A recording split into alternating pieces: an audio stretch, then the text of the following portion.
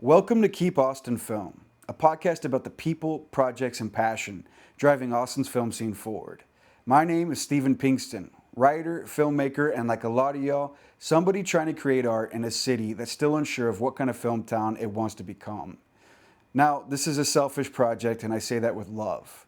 I'm trying to figure out what makes this town tick. I want to meet the people who are doing the work, building, creating, funding, fighting. I want to connect the dots, boost visibility, and selfishly, I want to create something I can grow with.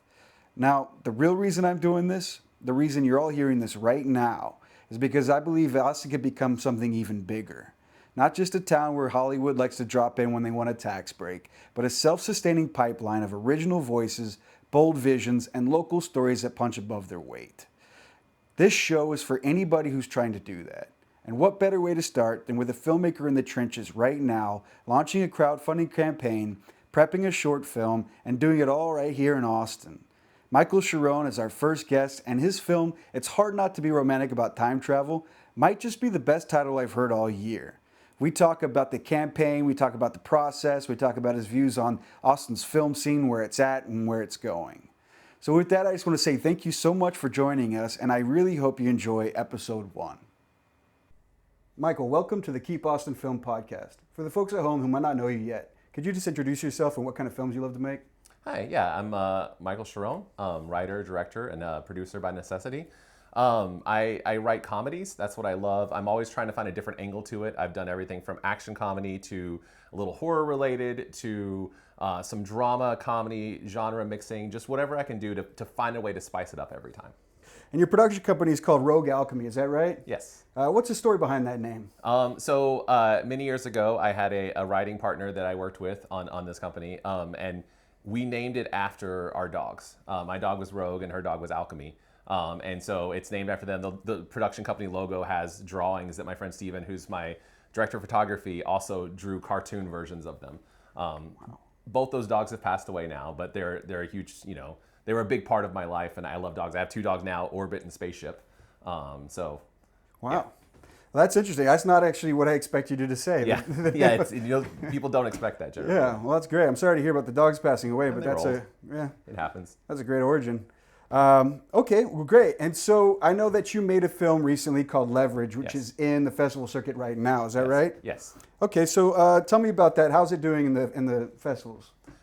Leverage was a lot of fun. Leverage was a film that I actually conceived of and wrote the first draft of in fall of 2019. And I called up all my friends and I was like, listen, I want to do action. And I expected all of them to say, you're crazy, it's low budget, we can't do action. And everyone was like, ooh, that sounds fun. So then I had to commit to doing it. We did a crowdfunder for it in spring of 2020, or winter into spring. It ended the first week of March. I remember the last day of the crowdfunding campaign going location scouting with my DP, and he goes, yeah, I think we're not supposed to shake hands anymore, or like, maybe we wear masks, and then everything shut down that weekend. So it was too big of a production to do then. We then went on and shot 2 smaller productions over the next 2 years, and then came back to it in 2 years ago, in April of 2023.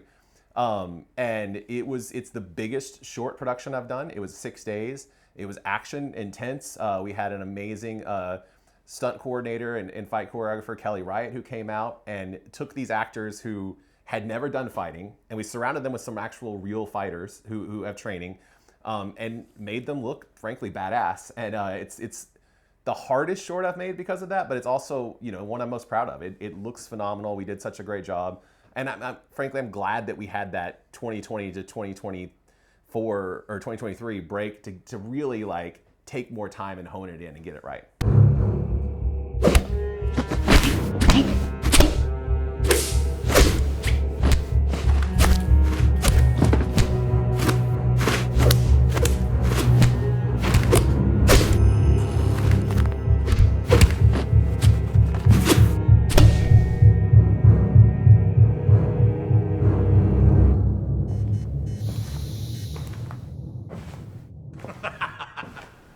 I haven't seen the film yet, but I've seen the trailer, and it looks hilarious. Maybe you could talk to us a little bit about how you've come up with your comedic style, because it seems to be sort of flipping expectations on its head and doing a lot of, playing with the tropes that you're used to seeing.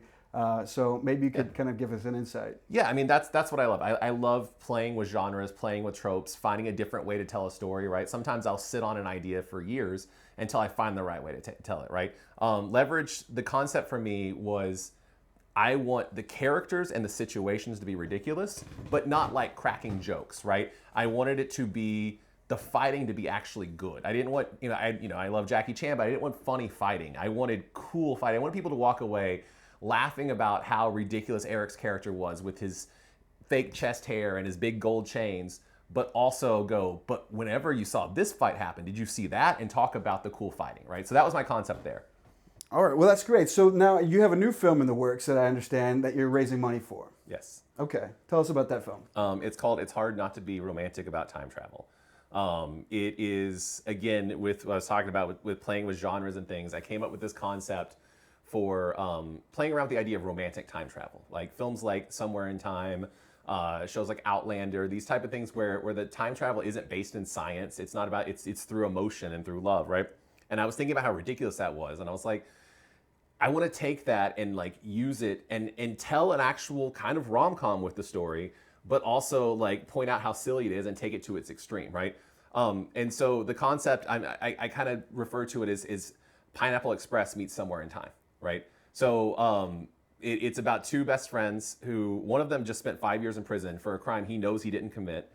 And he gets out and his friend's like, what if we go back and figure out what happened? And he's like, how? Right. And he's used the movie Somewhere in Time to crack the code for time travel. And he realized that this is real.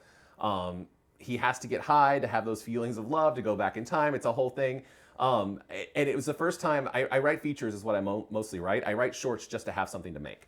And typically my features they just don't feel like something I could make into a proof of concept. And this is something that I wrote out the whole outline for the feature. I haven't written the whole thing yet, but I wrote the outline for it. And I went, this is something I could tell just enough of in the short to establish the characters and the concepts to prove what the feature would be. So that's where this came from. You've talked about the inspiration for it, but maybe you could tell us a little bit about your approach to blending the sci-fi and the romance. So, I mean, there's not really much sci-fi, right? They use love to time travel. So it's really about finding the balance of using that type of story, the romantic time travel and the silliness, but also like I want it to be a story about, love overcoming and winning, right? And so this is a guy who is hurt by 5 years in prison. He knows he didn't do it. He wants revenge. He wants to find who did this to him and get it away. And he has to let go of that. And, I don't want to spoil the eventual feature, but he has to let go of that so that he can move forward because he finds someone he loves. And that's the whole thing to me is I want love to win. And that was the whole purpose of it. So you're about to crowdfund for your 9th film in 8 years. Have the majority of films been made here in Austin? Yes, I've been in Austin for 25 years. I've been a musician and done other arts things, and I've done film off and on. And so, yes, I've made everything here, right? The last 8 years have been really focused on film, but for the last 25 years, I've made films and done everything here. So what's your take on the local Austin film scene? How has it changed since you got here? I mean, I think it go through a lot. There was a period 20 years ago where it was huge, where there was a lot of production here, and it's gone away. It seems like that there's TV and stuff has come back. I have a lot of friends who work in the industry, right? It is not, I consider myself a storyteller first and foremost. So I'm not a person who works, I'll go help out a friend on their film, but like, I'm not really a crew guy. I know how to turn on a light. I know how like what looks cool, but I'm not great at it, right? So that's not where I make my living, but it does benefit me if we have more production here because there's more people here who I can work with and find and collaborate with. Okay, great. So you say that there's more people here, which is a great advantage for filmmaking. Are there any disadvantages you might think about when it comes to Austin, filmmaking in Austin versus, say, somewhere like Georgia or LA or New York? Not really. So, I mean, I think that it depends on what your goals are, right? If your goal is to work on a big production, you should be in Atlanta, right? I have a friend in Atlanta who works on He works on a lot of TV shows, a lot of movies. He's worked on Marvel. He's worked on Tyler Perry stuff. He works very consistently, and he loves that, right? And he does his own stuff on the side. I think here there's a more freedom to make what you want to make, right? Mm-hmm. I was at a festival a couple years ago in LA, Dances with Films, and I was hanging out with all these filmmakers there, and they all lived there, and they were all from all over the place, but they all had the same story. Oh yeah, I'm from Indiana, and when I make my short, I go back to Indiana because it's cheaper, and I have friends there who will work on it, and then I come back out here and I edit it, and then I go to festivals with it, right? They were all like, I can't afford to shoot out here. I have to pay for all these, permits and things like that, and so there's more freedom being here in that regard. Right, absolutely, I agree. And that was kind of a loaded question leading into this next one, that the Bastrop Studios are coming, tax incentives are in play. Where do you see Austin's film scene going in the next 5 years? I mean, I hope it grows, right? Like I said, it doesn't benefit me personally as much as it does a larger community, right? And so having that larger community is always great. Yeah, and I think that if it draws more people to Austin for filmmaking, that's going to be good for all of us, even if absolutely. It's, not going to direct you personally in that way. All right, so let's talk shop. So you got this film that you've got in the Seed and Spark crowdfunding phase right now that we've talked about. What made you choose that platform versus some of the competitors? Man, I don't know. Crowdfunding is so scary. It's so hard. Like I talked about earlier, I did crowdfund Leverage. That's the last one I crowdfunded. The one I did like 3 films before that failed so miserably at crowdfunding. I was just like, I'm always scared and always gun shy to go back, right? Is anyone going to see this? Is anyone going to give any money? I went through and looked at all the different sites. I found that Seed and Spark is a little more invested in you, right? They want you to submit it to them and they give you feedback and say, some of their feedback, I was like, I think what I had was better. But some stuff I was like, you know what, that's a good point. And I went back and re-edited what I did, right? And they also, I feel like it's more focused on film and more people look at Seed and Spark like looking at films than they just go to like Indiegogo to look at stuff, right? And I was trying to find, hopefully, to push past just my friends and family, right? I was trying to say, where can I go that maybe will find a little bit more of a crowd than just our friends and family? So we'll see. We are a week in right now, and they say that you really want to be at 30% in 1 week. We're at 34%, so we're just over that. But I'm constantly every day scared, like, are we going to stall out? Are we going to stall out? I don't know. Right. Well, congratulations, first of all, on getting there. Now, the Seed and Spark, do they have a rule on like how much you need to fund in order to keep it? Or yeah, you have to get to 80%. 80%? Yeah. Okay, gotcha. Yeah, that's really cool. I didn't know that feature that they will give you feedback on your campaign. That's really interesting. That's good to know if you're a filmmaker out there. I think it's really invaluable. So crowdfunding is known to be notoriously difficult. What strategies have worked best for you so far, and anything you do differently, next time? So like I said, we're a week in. We've been doing some videos that I think have gotten some good traction, and we released a new incentive today that I hope helps out. I sent an email to people, like my entire email box of people, and it seemed like every time a mass email went out, I got several people who gave money. So I think that sending those emails where I talked about like what this project was, why I want to make it, and really like put that out there, explaining. It wasn't just like, hey, go here. It's like really talking to the person, right? And I think that's been the most beneficial so far. Absolutely. And so I'm curious, you've done this several times now. Do you notice that you have some of the same backers from other films come back for your future films? Yeah, I mean, it's been 5 years since I crowdfunded, but yes, I have some of the same people. Mm-hmm. Yeah, that's the family and friends that you're like, hey, listen, I'll always take your money, right? Thankfully, but I'm trying to like push past that. And so we've gotten a bunch of new people, and it's been good. Some people that I don't know who they are when they give, and that's awesome. Right? Yeah, they're excited to see your next project, Yeah. So I love that. So you're saying that the vibe's been pretty good, people responding, you're already at 34% a weekend. Has anything surprised you during this process? Not real. I mean, I don't know. Like it's better than I expected so far, right? But I'm constantly going, because I had one 8 years ago that failed so miserably. I'm constantly like, oh my God, am I going to fail, right? Yeah. So the fact that we're 34% is amazing, but I'm still every day going, oh, we're going to stall out. We're going to stall out, right? So yeah. Well, I have faith in you. I don't think you're going to stall out. For the filmmakers listening who want to crowdfund their own work, what advice would you give to them? Maybe a few do's and don'ts. Spend time on a video, like really do something engaging. Mine's probably a little longer than it should be. And, I realized that once we finished it, I was like, ugh, it's 4.5 minutes, right? So I did cut down a small 90-second version of it so I could post online. But of course, all the fun stuff I had in the 4.5 minute video doesn't fit into the 90-second video because I got to put the important stuff into the 90-second video. So, I probably would have done it a little shorter next time. And just really, find a way to try to engage with your audience, right? Try to be entertaining, try to put yourself into it, right? And talk about why you're making this film, why you want to make this film. And talk about, I'm going to start putting out videos about each person who's working on the film and what they've done and what we've done together and how excited I am to work with them again, and really bring people into a part of the process. I think is really important. Absolutely. And so you touched on this earlier, so this might be a little bit redundant, but let's say this film does well, that's going to give you the motivation you need to turn it into that feature? Yeah, so I'm working with the couple producers right now on a different feature that I want to shoot next year. And this is kind of my having this proof of concept after that feature is like, here's my next film, right? And so it's kind of giving me another short to go the festival circuit this next fall, and then also having my next feature of like, hey, I will have that script done by the time the other film's done, and then I will say, here's my next film, here's a proof of concept you can even see of what I've done. I love it. All right, so now's your moment. Tell the folks why they should support It's Hard to Not Be Romantic About Time Travel and how they can help. Because I think it's going to be a really fun film. I think it's going to be, it's trying to blend ridiculous humor and a message and comedy, and just, I think people will love it. I think it'll be really just a lot of fun. And so come to that, our Seed and Spark, Rogue Alchemy Pictures on Instagram. You can find out everything I post all through there. And I think.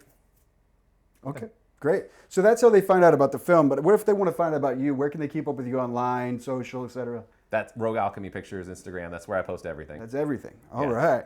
Well, I guess that leads us into an opportunity for a bonus round. Okay. So we've got a couple of quick fire questions here. What's one piece of advice? Take that again. What's one piece of advice you'd give your younger self when you're just starting out in Austin? Oh, wow. Okay. Trust your instincts, right? Really, I was telling someone the other day about this, that I watched at a film festival a few years back, I watched some teen films and got to like talk with them afterwards. And one of them was this comedy that had really funny moments, but had a lot of moments where you could tell they were pulling from Monty Python or other things that they saw. And what I told them is like, I did the same thing when I was 19, 20, right? Copying other people. But like I said, these jokes that you had in there that were your voice were the best parts, right? And so like, I really feel like just really pushing your own voice out there, right? And finding your voice and pushing that forward. Okay, so let's talk about Austin again. So the filmmaking community here is really tight. Is there something about the community that you think that people outside of it should know? I think that, we met through Austin ATX Short Film Showcase, right? And I think that something like that existing in this city is constantly just perplexing to me, that Justin packs out, 150 people sometimes on a Monday night every month, right? To see short films, independent short films with no names in them, right? And then you go out there, and I've met, Taylor, who is the lead in It's Hard Not to Be Romantic About Time Travel. I met him through there, right? I have so many friends that I've met and hung out with there, and they've made films together, and it's a really great community that's come up from that. And I think that there's not a lot of places. I was talking to a friend from Houston at this last showcase who had a film there, and they were talking about Houston doesn't have anything like this, and they were like, I don't think this would exist in Houston. I don't think it would stand up.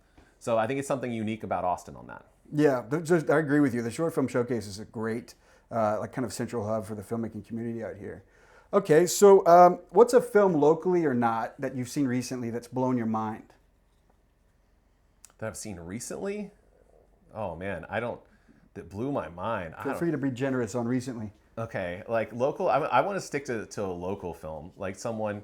I will go back to this film. It's not even recent. It's probably 5 years old.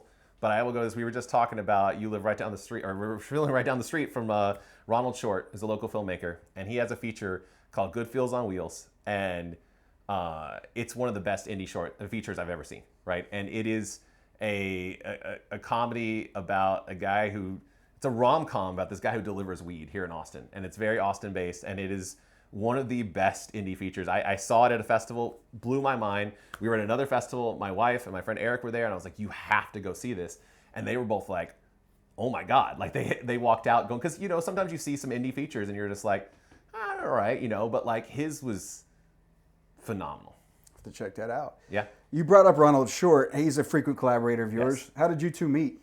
We met through a film festival here, Austin Revolution Film Festival. We had 2 short films screening together. I had a film, he had a film. And then when we were like, oh, we're going to meet up sometime, he gave me his card, and I went to email him, and then realized that in 2010, he had auditioned for a part and almost gotten a part in a film, and then we'd offered him as featured extra. But this was like 2018 or something. So like 8 years later, we like ran into each other again and became friends. And then he's been in 2 of my films now, and he's going to be in the new one that we're crowdfunding for. All right. Do you have any shout outs you want to give to any local crew or collaborators that you've worked with in the past? Yeah, I mean, I have a crew of people that I've been working with for a really long time that are extremely talented. And it's the only way that I've been able to do, you know, as many films as I have, right? Is, you know, first of all, my friend Steven Gunter, he's the director of photography, editor, has designed most of the posters for my films. And we've been friends since we were in the 5th grade. Like, I looked over and this dude was drawing Ninja Turtles, and I was like, I need to be friends with that guy, right? And like, he shot all 7 of the last 8 films, right? And then my friend T.W. Bond, who we became really good friends like senior year of high school, but I met him in 6th grade, right? He does all of my post audio, does the score, does Foley, all of that stuff, you know? And so just first of all, having those 2 guys as my crew and post, you know, like we can turn out films in a way that, you know, I couldn't otherwise, right? And I always have to clarify, people ask what our budgets are, and I can talk about the budget, and it's like, but I have 2 friends who are just phenomenal guys who just love working with me, right? I've been friends with Eric Anderson for 26 years, 27 years. I'm trying to remember when it was we met, 1999.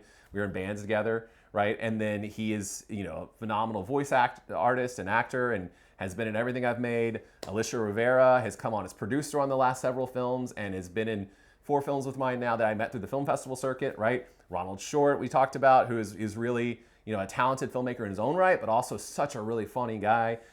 Chadwick Smith is a guy who's been in the last 6-7 films and like helped me write some of them and conceive of some of the ideas. So it's, I'm sure I'm leaving out a million other people who are extremely talented, but like just having that core of people to constantly keep turning out these films has been just, you know, I could not do them without them. Michael, I'd just like to say thanks so much for coming out and being the first guest on the podcast.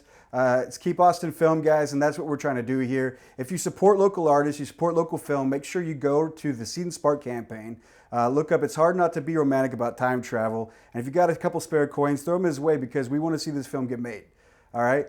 And with that, I just want to say thank you all and love you.